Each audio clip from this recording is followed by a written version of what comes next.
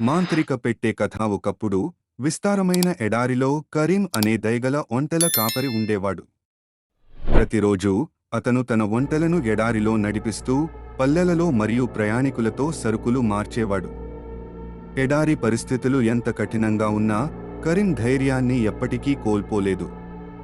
ఒకరోజు కఠినమైన ప్రయాణంలో కరీంకు మట్టిలో ఏదో మెరుస్తూ కనిపించింది. ఆసక్తిగా అతను దిగి చూస్తే బంగారు అంచులతో అందమైన కలపతో చేసిన పెట్టె కనిపించింది. ఆ పెట్టెపై తారలు మరియు చందమామల గీయించబడిన ఆకారాలు కనిపించాయి, మరియు ఒక చిన్న తాళం పెట్టెను మూసి ఉంచినట్లు కనిపించింది. ఇది ఏమై ఉండొచ్చు? కరీం ఆలోచించాడు. మామూలుగా కనిపించదే. బహుశా ఇది ఎవరో కోల్పోయిన నిధి కావచ్చు. ఆసక్తితో కరీం నిదానంగా ఆ పెట్టెను తెరిచాడు.